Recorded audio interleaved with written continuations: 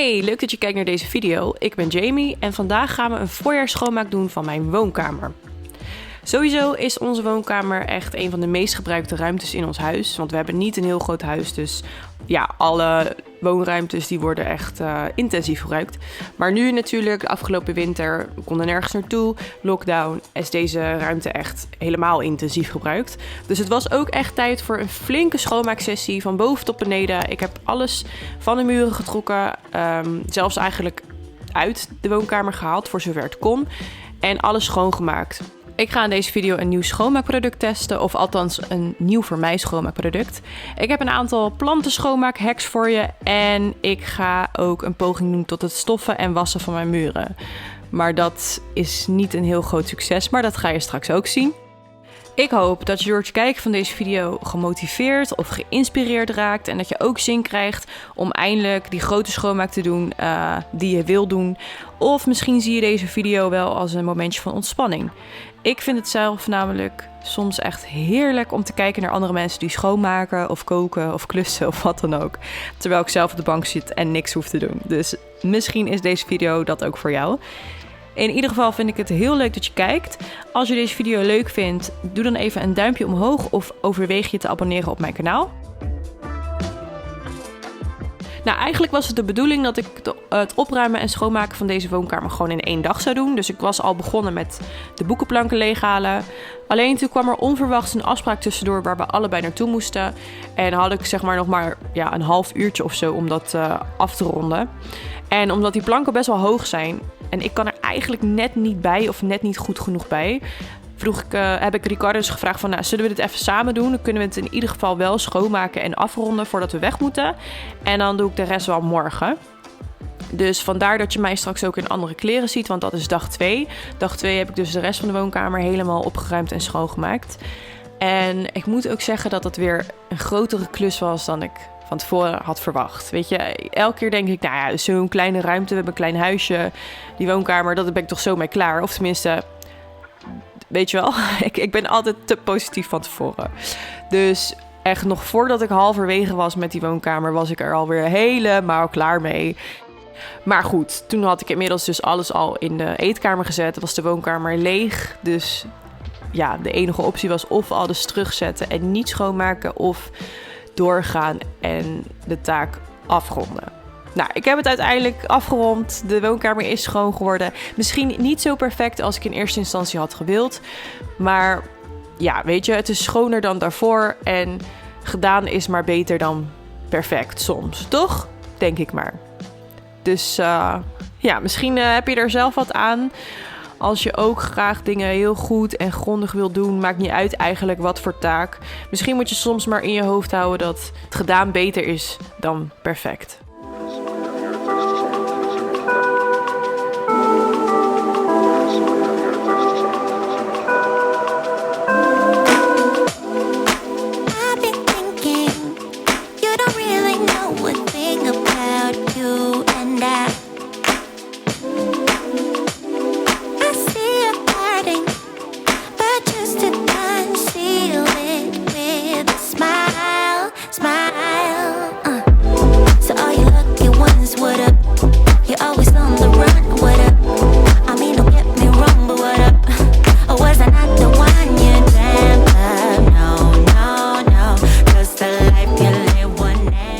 De stoffenvertel, die wilde ik graag even opfrissen en dat ga ik doen door er baking soda overheen te strooien.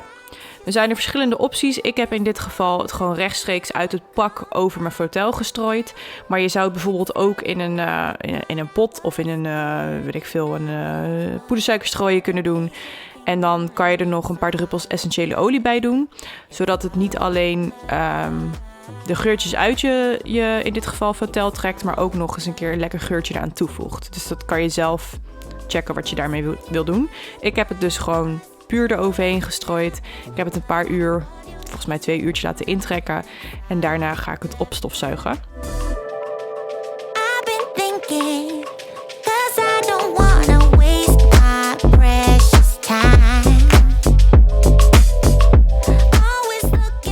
Er is nu een nieuw product wat ik ga proberen, of althans nieuw voor mij, de Pink Stuff.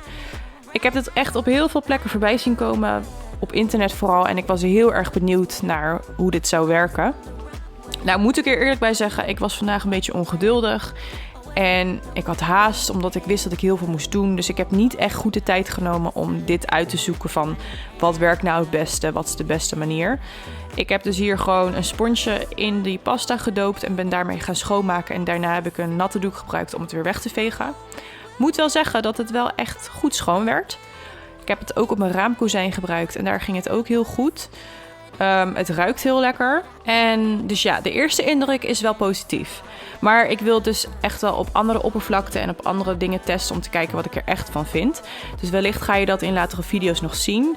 En mocht je dit product al gebruikt hebben en je hebt voor mij tips van weet je, daar werkt het top voor of voor dit of dat, zus of zo.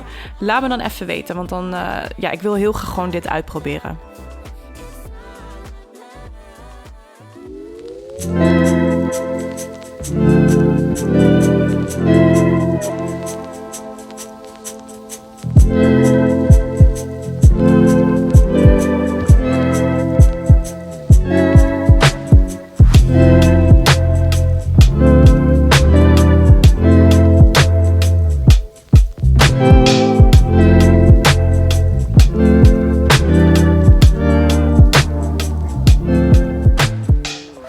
Nou, en dit wilde ik dus ook proberen, omdat ik laatst in de slaapkamer merkte dat er zoveel stof op de muur zat. Dacht ik, nou, weet je wat, misschien moet ik ook een keer hier de muren stoffen of soort schoonmaken.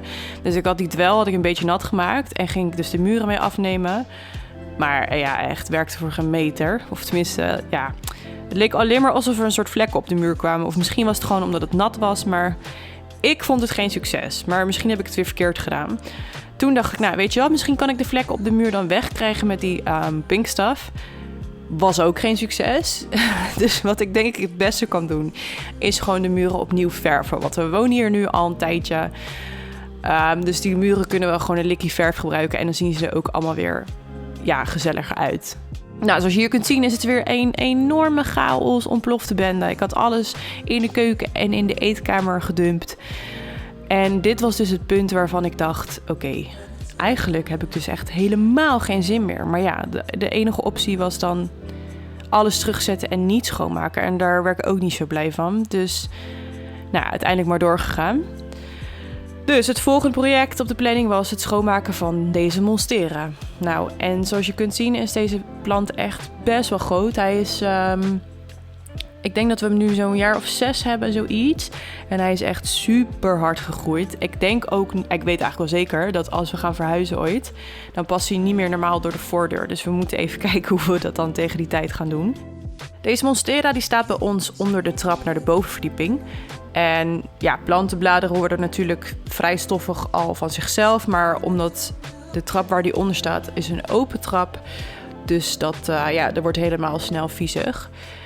En eerst dacht ik, nou, ik doe het gewoon met de stofdoek schoonmaken. En later dacht ik, waar ben ik nou eigenlijk mee bezig? Duurt veel te lang. Dus toen ben ik begonnen met die Swiffer Duster. En ben ik daarmee het stof van de bladeren gaan verwijderen.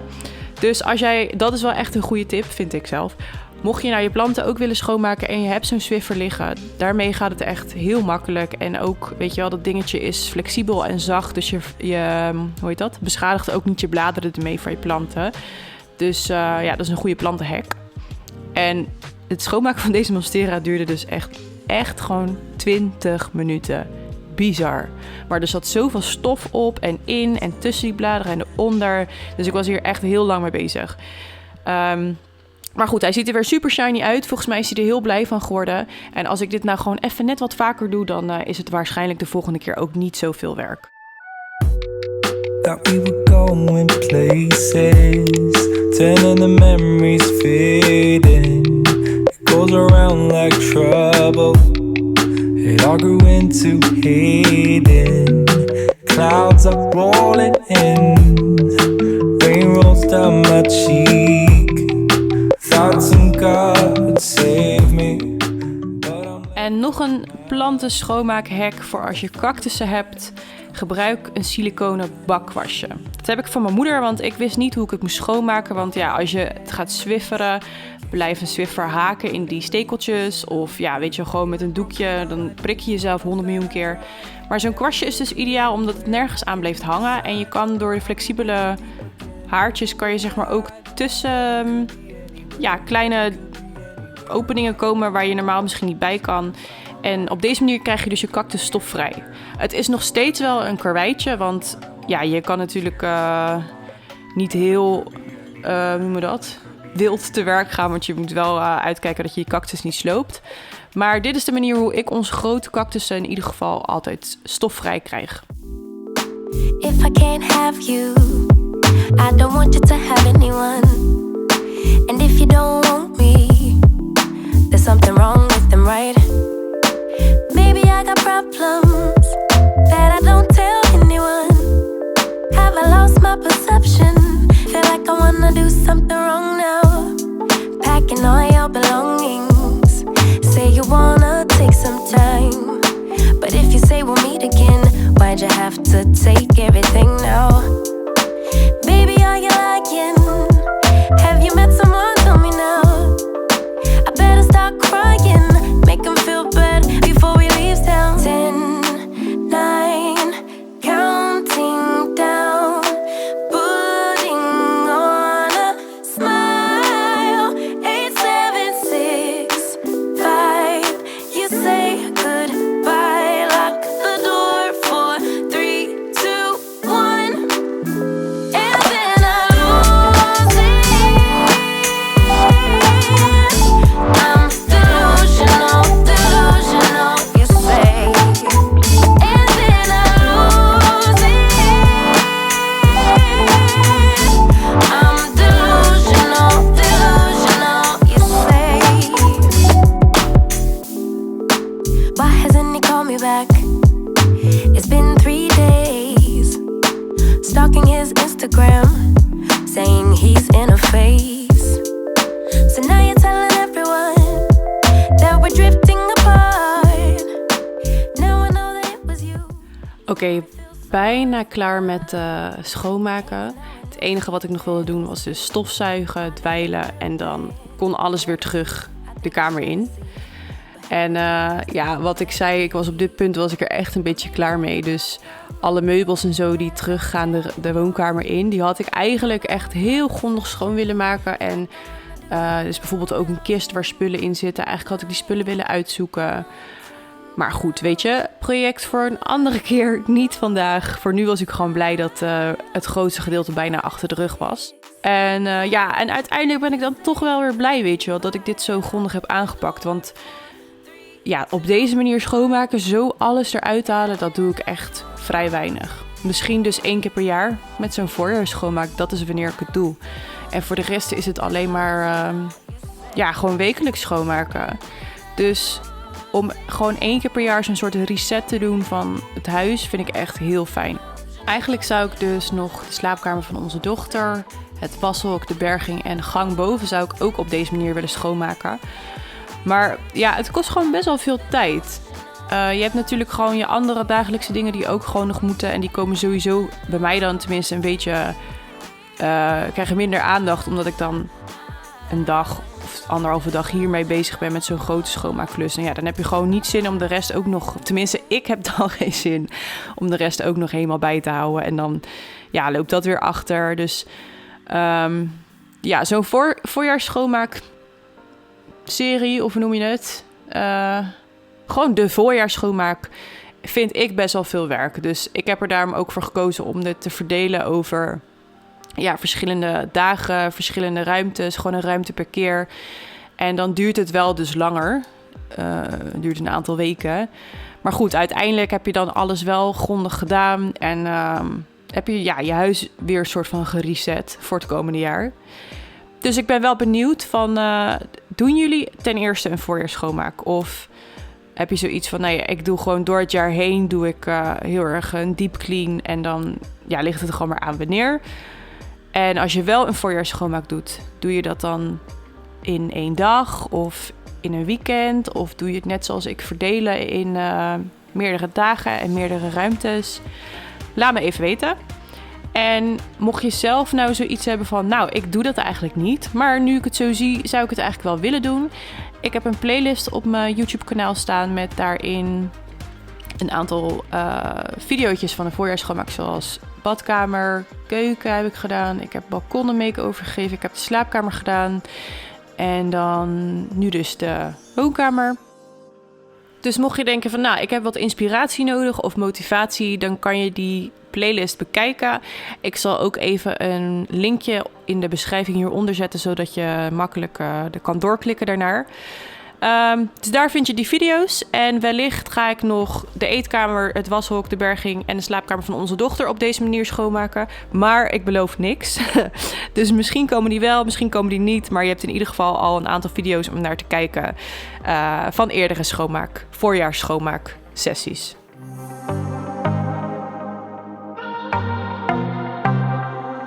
I might be broken down, but I'm smiling. I keep my head up high, though I fail. Sometimes I get a bit emotional, but then I turn around and let it go. I see you watching me from a distance. I see you can't decide what to feel, but if you dig a little deeper, boy, you know you really wanna get to know me. Let's get this out of the way. I can't wait another day to tell you you shouldn't wait. Don't be so afraid. Yeah, I'm a bit too much, but I'm fun and games. When I'm acting tough, I just wanna play. If you are looking for one hell of a ride, just come and get it. Baby, I'm all yours. Come and get it, come and get it, come and get it, come and get it, come and get it, come and get it. If you are looking for one hell of a ride, just come and get it. Baby, I'm all yours. Jump on my roller coaster and hold tight. It won't be easy, but it'll be fun. Sometimes it goes the whole way up and down. I think you're ready now to leave the ground. Get in the fast lane, babe, you can make it. I promise I'll be there all the way. And if you get a little broken down, all that you gotta do is keep your head high. Let's get this out of the way. En het allerlaatste wat ik nog moest doen was de kussenslopen die ik had gewassen en de dekentjes die ik had gewassen weer op de bank leggen. En daarmee zijn we aan het einde gekomen van deze video. Het was een flink karwei en halverwege wilde ik dat ik er niet aan begonnen was. Maar uiteindelijk ben ik toch heel blij dat ik het wel gedaan heb. Want het is gewoon een heerlijk gevoel om te weten dat alles weer helemaal schoon is. En dat je thuis weer een lekker fijn, schoon thuis is. In ieder geval wil ik jou bedanken voor het kijken. Dankjewel dat je een momentje van je dag hebt vrijgemaakt om deze video helemaal tot het einde te kijken. Ik hoop dat je een hele mooie dag hebt en hopelijk zie ik je de volgende keer. Doei doei!